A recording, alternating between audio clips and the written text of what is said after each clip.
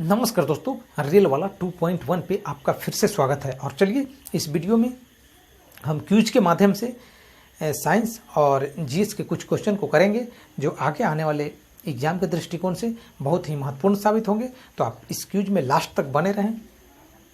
चलिए हम लेते हैं पहला प्रश्न लेते हैं, बिना टाइम गंवाए पहला प्रश्न लेते हैं हम कि एक रबड़ बैंड में, ठीक है, रबर बैंड हो जो होता है, रबर बैंड में कौन सी ऊर्जा निहित होती है।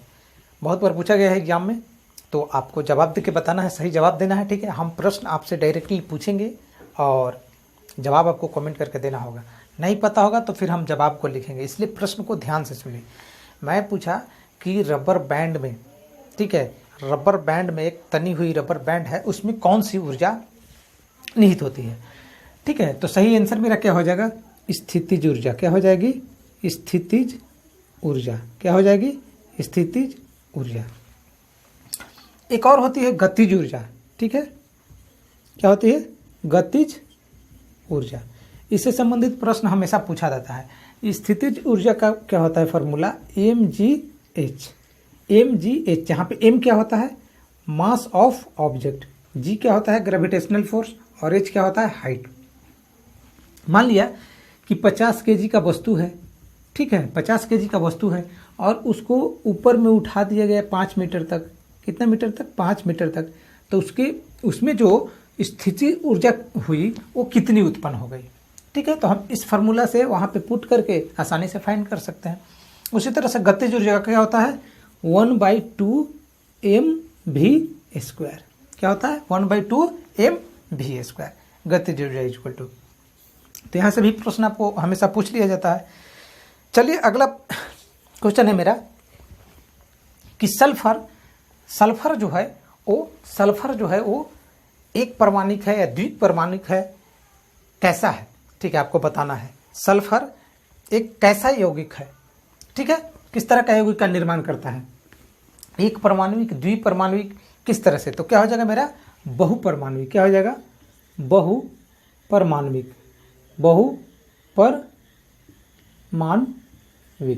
ठीक है। सल्फर क्या हो जाएगा, सल्फर S8 के रूप में भी मौजूद होता है। तो क्या होता है, ये बहुपरमाणुक हो जाता है। क्या हो जाता है, बहुपरमाणुक हो जाता है। नेक्स्ट प्रश्न हम लेते हैं। नेक्स्ट प्रश्न आप बताइएगा कि लेंस के फोकस दूरी के व्युत्क्रम को हम क्या बोलते हैं, ठीक है। लेंस के फोकस दूरी के व्युत्क्रम को हम क्या बोलेंगे। फोकस दूरी मेरा f हो जाता है, इसका व्युत्क्रम क्या हो जाएगा, 1/f हो जाएगा, ठीक है। तो इसको क्या बोलते हैं, लेंस की क्षमता बोलते हैं। क्या बोलते हैं, लेंस की क्षमता। क्या बोलते हैं, लेंस की क्षमता। लेंस की क्षमता को किसमें व्यक्त करते हैं, तो उसकी फोकस दूरी के व्युत्क्रम से, ठीक है। और इसको मापते हैं किसमें, मात्रक पूछता है, लेंस की क्षमता के मात्रक। क्या होगा, लेंस की क्षमता के मात्रक आपको बताना है। लेंस की क्षमता के मात्रक क्या होता है, तो लेंस की क्षमता के मात्रक क्या होता है, डायोप्टर होता है। क्या होता है, डायोप्टर होता है। क्या होता है, डायोप्टर होता है। नेक्स्ट प्रश्न आप बताइएगा कि उत्तल लेंस की फोकस दूरी क्या होती है, ठीक है। उत्तल लेंस की फोकस दूरी क्या होती है, उत्तल लेंस, ठीक है, उत्तल लेंस की फोकस दूरी क्या होती है। सही आंसर आप जवाब दीजिएगा। पॉजिटिव होती है, निगेटिव होती है, ठीक है, या इनमें से कुछ भी नहीं होती है। तो उत्तल लेंस की फोकस दूरी आपका क्या हो जाएगी, उत्तल लेंस की फोकस दूरी क्या हो जाएगी, पॉजिटिव हो जाएगी। क्या होगी, पॉजिटिव होती है। और अवतल लेंस की फोकस दूरी क्या हो जाएगी, अवतल लेंस की फोकस दूरी क्या हो जाएगी, तो अवतल लेंस की फोकस दूरी क्या होती है, निगेटिव होती है। क्या होती है, निगेटिव होती है। आप याद रखिएगा हमेशा। चलिए एक और प्रश्न इसमें से आप बता दीजिए। एक प्रश्न मेरा ये है कि निकट दृष्टि दोष को दूर करने के लिए, क्या है, निकट, ठीक है, निकट दृष्टि दोष, ठीक है। आंख में 4 तरह के दोष हो जाते हैं, जिसमें से निकट दृष्टि यदि दोष हो गई है तो हम किस दर्पण द्वारा उसको सोल्व कर सकते हैं, ठीक है। तो निकट दृष्टि को हम किससे सोल्व करेंगे, अवतल से। किससे, अवतल से, ठीक है। और दूरदृष्टि को किससे सोल्व करते हैं, दूरदृष्टि को किससे सोल्व करते हैं, तो उत्तल से। किससे, उत्तल से, ठीक है। निकट दृष्टि में अवतल और दूर दृष्टि में उत्तल। ठीक है, किसकी बात की जा रही है? लेंस की बात की जा रही है। क्या किसकी बात की जा रही है? लेंस की बात की जा रही है। क्लियर है? नेक्स्ट है आपको, नेक्स्ट आप बता दीजिएगा कि समतल दर्पण का प्रयोग कहाँ पे किया जाता है। ठीक है, समतल दर्पण का प्रयोग हम लोग कहाँ पे करते हैं? ठीक है, तो समतल दर्पण का प्रयोग कहाँ पे किया जाता है? घर में। घर में जो क्या करते हैं हम लोग, चेहरा को देखते हैं। ठीक है, वहाँ पे समतल दर्पण का यूज करते हैं। कहाँ पे यूज करते हैं? घर में। ठीक है, नेक्स्ट है, आप एफ और आर में संबंध बताइएगा। ठीक है, एफ और आर में क्या संबंध होता है? ठीक है, जहाँ पे एफ क्या है? फोकस दूरी है। क्या है? फोकस दूरी है। ठीक है, फोकस दूरी है। ठीक है, दर्पण की फोकस दूरी है एफ। तो एफ और आर में रिलेशन क्या होगा? तो एफ इक्वल टू क्या होता है? r/2 होता है। क्या होता है? F equal to r/2। यहाँ से भी आपको प्रश्न पूछा जाता है। ठीक है, यहाँ से भी आपका प्रश्न पूछा जाता है। तो एफ इक्वल टू क्या हो जाएगा? r/2 हो जाएगा।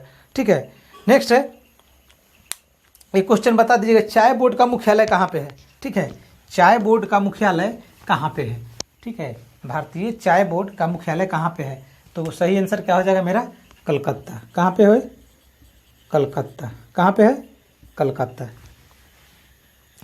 ठीक है, नेक्स्ट बता दीजिएगा कि ध्वनि की पिच, ठीक है, किस पे निर्भर करती है? ध्वनि का पिच जो है वो किस पे निर्भर करती है? ठीक है, तो ध्वनि का पिच जो है वो किस पे? आवृत्ति पे निर्भर करता है। किस पे? आवृत्ति पर निर्भर करता है। ध्वनि का पिच किस पे निर्भर करता है? आवृत्ति पर निर्भर करता है। किस पे निर्भर करता है? आवृत्ति पर निर्भर करता है। नेक्स्ट है, आप बताइएगा कि स्थिर अनुपात का नियम किसने दिया? ठीक है, स्थिर अनुपात का नियम, दो नियम था, स्थिर अनुपात का नियम और गुणित अनुपात का नियम। ठीक है, स्थिर अनुपात का नियम और गुणित अनुपात का नियम। तो आप स्थिर अनुपात का नियम बता दीजिए या गुणित अनुपात का नियम बता दीजिए। ठीक है, एक आपको कमेंट करके बताना होगा। तो हम बताते हैं, स्थिर अनुपात का नियम को किसने किया था? प्राउस्ट ने किया था। किसने किया था? प्राउस्ट जो वैज्ञानिक थे उन्होंने स्थिर अनुपात के नियम को दिया था। ठीक है, स्थिर अनुपात के नियम को किसने दिया था? तो प्राउस्ट ने दिया था। किसने दिया था? प्राउस्ट ने दिया था। नेक्स्ट मेरा क्वेश्चन है कि हीरा और ग्रेफाइट किसके अपर रूप हैं? ठीक है, हीरा और ग्रेफाइट किसके अपर रूप हैं? ठीक है, तो हीरा और ग्रेफाइट किसके अपर रूप हो जाएंगे? हीरा और ग्रेफाइट किसके अपर रूप हो जाएंगे? तो आपको कार्बन के, ठीक है, क्या हो जाएंगे? कार्बन के दो अपर रूप हैं। क्या है? दो अपर रूप हैं। एक और कार्बन के अपर रूप हैं। ठीक है, आप कमेंट कर बताइएगा, या यदि आपको पता है तो आप कमेंट कर बताइएगा कि कार्बन के एक और अपर रूप कौन है? एक है हीरा और एक है आपका ग्रेफाइट है। तो जिसमें क्या होता है? ग्रेफाइट क्या होता है? बहुत मुलायम होता है। ग्रेफाइट क्या होता है? आपको बहुत मुलायम होता है। ठीक है, ग्रेफाइट क्या होता है? मुलायम होता है। क्या होता है? मुलायम होता है। इसलिए इसका यूज किया जाता है? पेंसिल वगैरह में किया जाता है, ग्रीस वगैरह बनाने में किया जाता है। ठीक है, काजल वगैरह बनाने में भी ग्रेफाइट का यूज किया जाता है। और आपका हीरे का यूज कठोर होने के कारण क्या होता है? हीरा दो तरह के होता है। तो एक ब्लैक डायमंड होता है। क्या होता है? Black diamond. तो ब्लैक डायमंड से हम क्या करते हैं? शीशा वगैरह को तराशा जाता है, काटने के लिए भी हम यूज करते हैं। ठीक है, ब्लैक डायमंड। और एक जो पारदर्शी होता है, तो पारदर्शी का हम आभूषण बनाने के यूज में उसका प्रयोग करते हैं। ठीक है, तो इस तरह से अब बता दीजिएगा आप। नेक्स्ट मेरा प्रश्न है, फलों को पकाने में, ठीक है, फलों को पकाने में बहुत कंफ्यूजन वाला क्वेश्चन है। ठीक है, फल को पकने के लिए, ठीक है, फल को पकने के लिए कौन सी गैस का हम यूज करते हैं? एसीटिलीन या एथिलीन? ठीक है, एसीटिलीन या एथिलीन? ठीक है, एथिलीन आपको बताना है। फल को पकने के लिए कौन सा जो है वो गैस की जरूरत पड़ता है। ठीक है, तो यहाँ ध्यान देना है आपको कि फल को पकने के लिए, फल को दो तरह से पकता है। ठीक है, एक तो फल जो है वो पेड़ में ही पक जाता है, क्या होता है, पेड़ में ही पक जाता है, और पकने के बाद वो क्या हो जाता है, गिर जाता है। तो पेड़ जब फल जो है जब पेड़ में पक जाएगा और पक के गिरेगा तो एथिलीन के कारण, ठीक है, एक हार्मोन होता है, जो हार्मोन से क्या होता है, एथिलीन गैस बनता है, और जिसके कारण फल क्या होता है, पेड़ में ही पक जाता है। लेकिन पेड़ से बाहर जब पकाने के लिए यूज करते हैं तो हम एसिटिलीन का रासायनिक जो है पदार्थ है, तो एसिटिलीन का यूज करके हम क्या करते हैं, फलों को पकाते हैं। नेक्स्ट है विद्युत आवेश का मात्रक क्या हो जाएगा, आप बताइएगा विद्युत आवेश का मात्रक क्या होगा। ठीक है, विद्युत आवेश का मात्रक क्या हो जाएगा, विद्युत आवेश, ठीक है, विद्युत आवेश का मात्रक क्या होता है, कूलम्ब होता है, क्या होता है, कूलम्ब होता है। और विद्युत आवेश के बारे में कूलम्ब ने ही बताया था, इसलिए उनके सम्मान में हम विद्युत आवेश को कूलम्ब में मापते हैं। किस में मापते हैं, कूलम्ब में मापते हैं। एक फार्मूला भी आपको Q बराबर IT, यहाँ से न्यूमेरिकल बहुत पूछा जाता है, Q बराबर IT से न्यूमेरिकल वगैरह आपको बहुत पूछा जाएगा, तो आप ये फार्मूला भी याद रखिएगा, यही इलेक्ट्रिसिटी चैप्टर से ही ये भी संबंधित है। ठीक है, नेक्स्ट है कि डीएनए क्या होता है। ठीक है, डीएनए का क्या कार्य है, काम क्या है। ठीक है, डीएनए का काम क्या है, तो डीएनए का काम क्या है, प्रोटीन का संश्लेषण करना। क्या करता है, प्रोटीन का संश्लेषण करता है। ठीक है, क्या करता है, प्रोटीन का संश्लेषण करना भी काम है। क्या है, प्रोटीन का संश्लेषण करना काम है। ठीक है, नेक्स्ट मेरा प्रश्न है एल्केन का सामान्य सूत्र क्या होता है, आपको बताना है एल्केन का सामान्य सूत्र क्या होता है। ठीक है, एल्केन का सामान्य सूत्र क्या होता है, एल्केन का सामान्य सूत्र क्या होता है, एल्केन और एल्कीन बताइएगा, और एल्काइन बताइएगा, ठीक है, एल्केन एल्काइन। तो एल्केन का क्या हो जाएगा आपका CnH2n+2। ठीक है, CnH2n+2, और एल्कीन के क्या होता है CnH2n। ठीक है, CnH2n, और ये क्या होता है, एल्काइन क्या हो जाता है, तो CnH2n-2। तो आप याद रखिएगा तीनों एल्केन एल्कीन एल्काइन बहुत बार पूछा जाता है। ठीक है, तो CnH2n+2, CnH2n और CnH2n-2 आपका सही आंसर हो जाएगा। ठीक है, नेक्स्ट है ऑक्सिन हार्मोन जो है वो किस में पाया जाता है। ठीक है, ऑक्सिन हार्मोन है एक, वो आपको किस में पाया जाता है, आपको बताना है कि ऑक्सिन हार्मोन जो है वो किस में पाया जाता है। तो ऑक्सिन हार्मोन जो है वो पौधों में पाया जाता है। कहाँ पे पाया जाता है, पौधों में पाया जाता है। कहाँ में, पौधों में, और पौधों के ऊपरी भाग में। कहाँ पे, ऊपरी भाग में, किसमें, ऊपरी भाग में। ठीक है, नेक्स्ट मेरा प्रश्न है क्या कि एक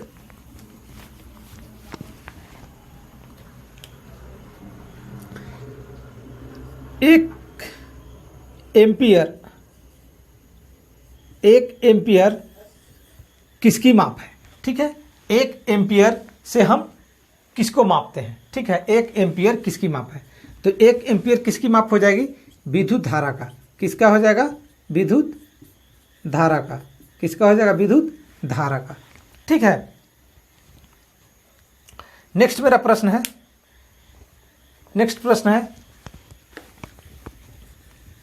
जब किसी चालक से ठीक है धारा प्रवाहित होती है। ठीक है, विद्युत धारा प्रवाहित होती है। क्या होती है, विद्युत धारा प्रवाहित होती है। ठीक है, जब किसी चालक से विद्युत धारा प्रवाहित होती है तो उसके इर्द गिर्द में, ठीक है, इर्द गिर्द में कौन सी बल रेखाएं उत्पन्न हो जाती है। ठीक है, कौन सी बल रेखाएं उत्पन्न हो जाती है। ठीक है, तो जब किसी चालक से विद्युत धारा प्रवाहित होती है तो उसके इर्द गिर्द में जो क्या है, मैग्नेटिक फोर्स जो है वो क्या करता है, कार्य करने लगता है। ठीक है, चुंबकीय बल रेखाएं कार्य करने लगते हैं। ठीक है, चुंबकीय बल रेखाएं जो हैं वो उसके चारों डायरेक्शन में उत्पन्न हो जाते हैं। नेक्स्ट बता दीजिएगा कि शुष्क बुझे हुए चूने पे जब हम क्लोरीन गैस प्रवाहित करते हैं, ठीक है, तब कौन सा पदार्थ का निर्माण होता है? ठीक है, शुष्क बुझे हुए चूने पर जब हम क्लोरीन गैस प्रवाहित करते हैं तो किस पदार्थ का निर्माण होता है? तो क्या मेरा बन जाएगा? Bleaching powder. क्या बनता है? Bleaching powder. क्या होता है? Bleaching powder. कली चूना का रासायनिक सूत्र बताइएगा आप। कली चूना, ठीक है, कली चूना का आप रासायनिक सूत्र बताइएगा। तो कली चूना का रासायनिक सूत्र क्या होता है? CA, वो होता है, क्या होता है? कैल्शियम ऑक्साइड बोलते हैं। क्या बोलते हैं? Calcium oxide. ये क्या होता है? कली चूना। आप संगमरमर का भी बता दीजिएगा, ठीक है, संगमरमर, ठीक है, संगमरमर का क्या हो जाता है? CaCO3। ये क्या हो जाता है? संगमरमर का हो जाता है। नेक्स्ट है, आप बता दीजिएगा बुझा हुआ चूना का भी बता दीजिएगा, ठीक है, बुझा हुआ चूना का, ठीक है, क्या होगा आपका? बुझा हुआ चूना, ठीक है। तो बुझा हुआ चूना किसको बोलते हैं? कैल्शियम हाइड्रोक्साइड को बोलते हैं, CaOH2, ठीक है, या चूना राख भी उसको बोलते हैं। क्या बोलते हैं? चूना राख, या बुझा हुआ चूना भी हम बोलते हैं। तो कैल्शियम हाइड्रोक्साइड को, CaOH2 को हम बोलते हैं क्या? बुझा हुआ चूना, ठीक है। न्यूलैंड ने कौन सा नियम दिया था? ठीक है, न्यूलैंड ने कौन सा नियम दिया था? तो न्यूलैंड ने कौन सा नियम दिया था? तो अष्टक नियम दिया था। क्या दिया था? अष्टक नियम। याद रखिएगा, अष्टक नियम। क्या है? अष्टक नियम। अगला बताइएगा आप कि डोबेराइनर ने कौन सा रूल को दिया था, नियम को दिया था? रसायन शास्त्री डोबेराइनर ने किसने दिया था? तो त्रिक नियम दिया था। क्या दिया था? त्रिक नियम दिया था। क्या दिया था? त्रिक नियम दिया था।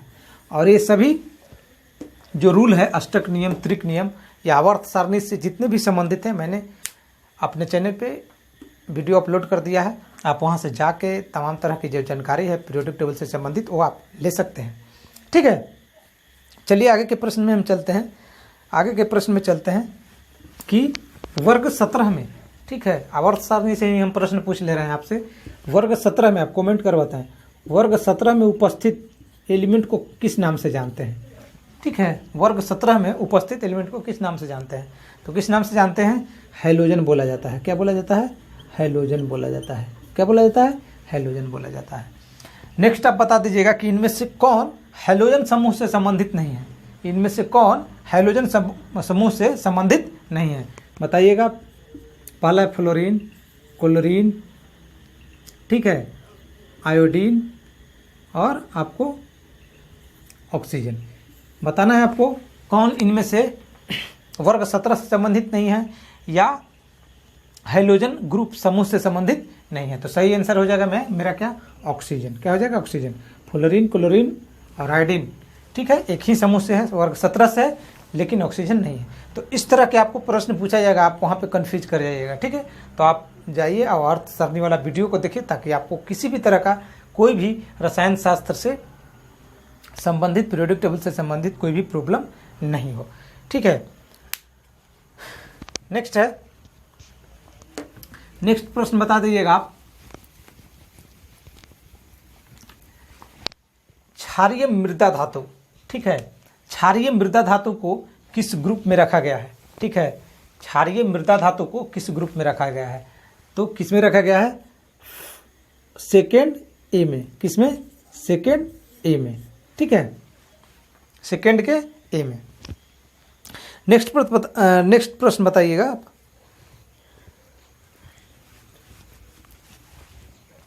नेक्स्ट है अवतल दर्पण का उपयोग, अवतल दर्पण का उपयोग डॉक्टर जो है वो किस तरह से करता है? ठीक है, अवतल दर्पण का प्रयोग डॉक्टर किस रूप में करता है? ठीक है, तो क्या करता है? दांतों को देखने के रूप में करता है। क्या करता है? दांतों को देखने के रूप में करता है। नेक्स्ट है, तो चलिए इस वीडियो में इतना ही। ये वीडियो हमारा कैसा लगा इसके बारे में आप राय कमेंट कर जरूर दें। वीडियो अच्छा लगा होगा तो लाइक कर दीजिएगा। हमारे चैनल को अभी तक सब्सक्राइब नहीं किए तो सब्सक्राइब कर दीजिएगा। फिर मिलते हैं हम नेक्स्ट वीडियो में, तब तक के लिए धन्यवाद। बहुत बहुत आपका वीडियो में बने रहने के लिए।